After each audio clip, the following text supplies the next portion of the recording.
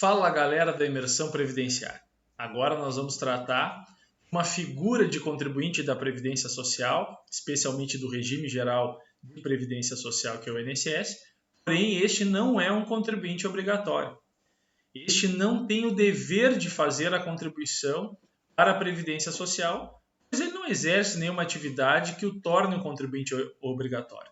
Ele não exerce uma atividade remunerada na qual ele é obrigado a repassar uma alíquota de contribuição para o INSS. Nós vamos falar hoje do contribuinte facultativo. O contribuinte facultativo, ele salva muitos segurados da Previdência Social e é uma categoria bem interessante até para fins de planejamento previdenciário também. Neste caso, eu trouxe algumas observações sobre esta categoria, as quais eu acho bastante consideráveis, para fins de manutenção, até mesmo de qualidade de segurado, que nós vamos falar em vídeos posteriores, mas você precisa saber quais são as condições para ser um contribuinte facultativo e então, muitas vezes, até se enquadrar nessa categoria para evitar que você venha a perder a qualidade de segurado, para garantir a manutenção dela, para somar tempo de contribuição, para proteger pessoas que estão desprotegidas do sistema de previdência social. Então eu vou compartilhar com vocês aqui a minha tela, onde eu trouxe essas informações, mas antes disso eu gostaria de te pedir que tu te inscreva no canal, curta os nossos vídeos e ative o sininho para receber todas as notificações aqui dos próximos vídeos que nós vamos trazer de matérias com relação ao direito previdenciário. Então vou compartilhar aqui com vocês a minha tela. Neste momento agora, eu tenho um arquivo aqui, onde eu separei essas informações que você pode até me solicitar, eu lhe envio esse arquivo depois pelo WhatsApp ou por e-mail. Então, o contribuinte facultativo, ele é aquele que não é segurado obrigatório, como eu disse lá no início. Portanto, a sua previsão legal também não está no artigo 11 e no artigo 9 do decreto 3048 de 99. Ele está previsto no artigo 13 da Lei 8.213 de 91 e no artigo 11 do decreto 3048 de 99. Lembrando que esta lei 8.213 é a lei de benefício e o decreto é o que regulamenta a legislação de benefício, ou seja, traz informações mais peculiares sobre cada tipo de contribuinte do INSS e demais benefícios previdenciários. Para conceituar, então, quem é a figura do contribuinte facultativo, nós podemos trazer aqui, então, que é aquele maior de 16 anos de idade que se filia ao regime geral de previdência social, desde que não esteja enquadrado, não seja participante de regime próprio de previdência social. Ou seja, eu não posso ser um servidor público com vínculo estatutário e facultativamente querer recolher para a previdência social, pois essas contribuições são vedadas pela legislação previdenciária. Elas não serão computadas. Eu posso até comprar o carnê, preencher, começar a pagar, eu não serei comunicado pela INSS dessas irregularidades, mas no futuro, quando eu for acessar o meu Cadastro Nacional de Informações Sociais, eu vou me deparar com um indicador de irregularidade dizendo que aquelas contribuições são concomitantes, com um regime de vínculo próprio, com um regime de previdência que tem um regramento próprio, requisitos próximos para aposentadoria, que não é o INSS.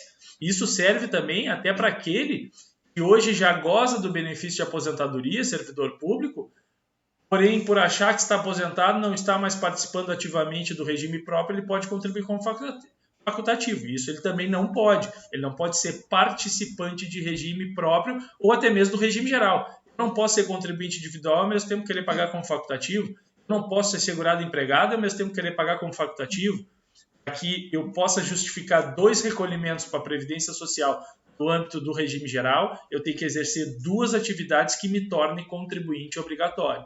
Bom, nessa condição aqui, eu tenho que frisar que o contribuinte facultativo ele é o responsável por recolher a sua própria contribuição, que via de regra também é no Código 1406, corresponde a uma alíquota de 20% sobre o salário mínimo, mas ele não tem essa obrigação, ele pode pagar 20% sobre qual salário que ele quiser. Se ele quiser pagar 20% sobre um salário de 5 mil, de 6 mil, de 7 mil, de 2.500, ele pode pagar. Ele tem essa faculdade de optar por qual remuneração ele quer contribuir para a Previdência Social. Tá? O código de 20% é 1406 e o recolhimento tem que ser feito até o dia 15 do mês subsequente.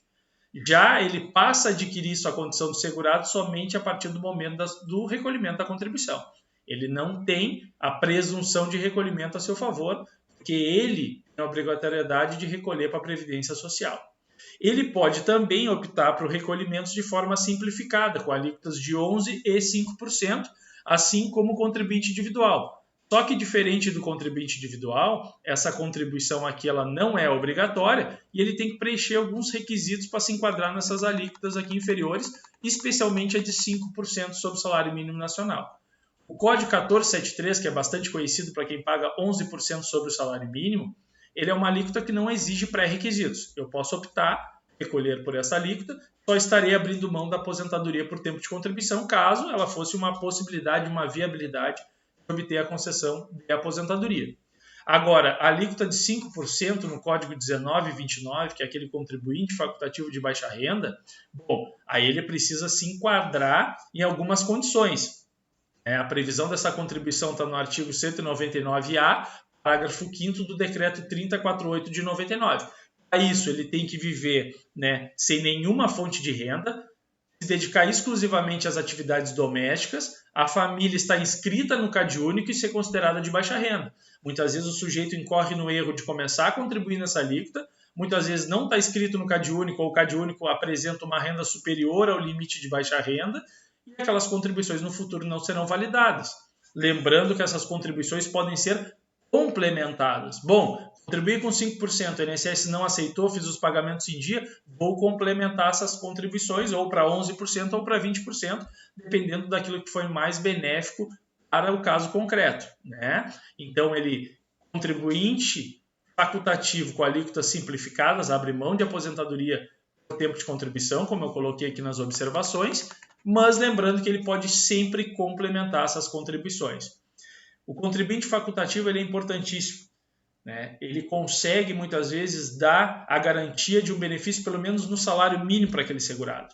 E uma coisa que eu vejo aqui com bastante frequência, aí foge um pouquinho do que nós estamos falando, mas um exemplo prático aqui, são pessoas que percebem o benefício de prestação continuada, que foi instituído pela Lei Orgânica de Assistência Social, a LOAS, e essas pessoas ficam reféns daquele benefício, imaginando que elas não podem contribuir para a Previdência Social, mas elas também podem verter uma contribuição como facultativo. Isso não impede elas de seguir percebendo o amparo social e ainda traz para ela a soma de contribuições, a qualidade de segurado e muitas vezes se a pessoa tem um companheiro, ela garante o benefício de pensão por morte para aquele companheiro.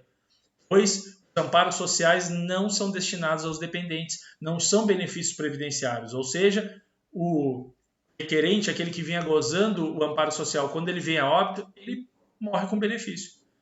Ele não é transmitido para os seus dependentes. Então, essas pessoas elas podem contribuir facultativamente e no futuro vir a usufruir de benefícios da Previdência Social também. Se você gostou desse conteúdo, então te inscreve no canal, ativa o sininho, fica atento aos próximos vídeos que nós vamos publicar aqui e eu te agradeço aí por estar nos acompanhando. Um abraço.